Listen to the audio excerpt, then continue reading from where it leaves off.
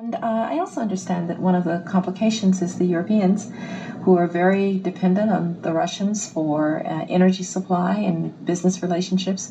But they also need to recognize that if Putin is not stopped now, we could find ourselves in a real conflict with Russia down the road. Well, actually, let me jump in right there.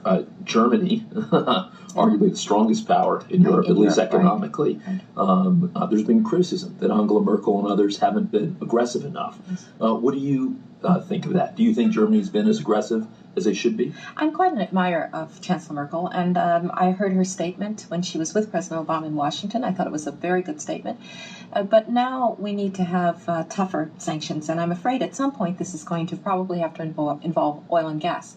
The Russian economy is vulnerable. 80% of Russian exports are in oil, gas, and minerals. People say, well, the Europeans will run out of energy. Well, the Russians will run out of cash before the Europeans run out of energy. And I understand that it's uncomfortable to have an effect on business ties in this way.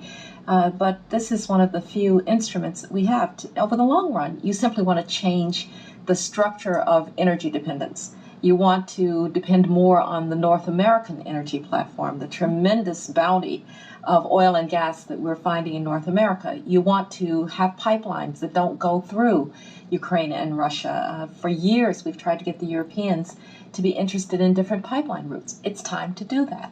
And so some of this is simply acting, and acting as quickly as possible. Es war einmal ein Land der unbegrenzten Möglichkeiten. Inzwischen ist es das der unbegrenzten Dämlichkeiten. Denn der Schwachsinn plus Blödsinn ergibt den Stumpfsinn. In Massen produziert, erstickt es Klugheit, Geist und Tiefsinn. Doch keine Bange, sie haben alles im Griff. Die Bank ist ihr Steuermann, die Börse ihr Schiff. Und das Geld ist ihr Gott, also volle Kraft voraus. Richtung raus. Amerika, du warst einmal Symbol für Freiheit, Fortschritt, die Hoffnung und der Traum von vielen Menschen auf der Welt. Doch warum mögen dich so viele Menschen nicht mehr? Hast du dir jemals ernsthaft die Frage nach den Ursachen gestellt? Wie wär's mit Wirtschaftsterrorismus, Dollarterrorismus? Schon gehört, wie man seit Jahr und Tag und systematisch andere zerstört, andere Kulturen, andere Länder und Gedanken mit Füßen tritt und sich dann wundert, dass die sich nicht nett bedanken. Okay, ich hab nichts gegen Amerika, ich hab nur was gegen's Geld. Doch das Geld und damit Amerika regiert die Welt. Ich bin nicht gegen Amerika, ich bin nur gegen's Geld. Weltschmerz statt Weltmacht regiert die Welt.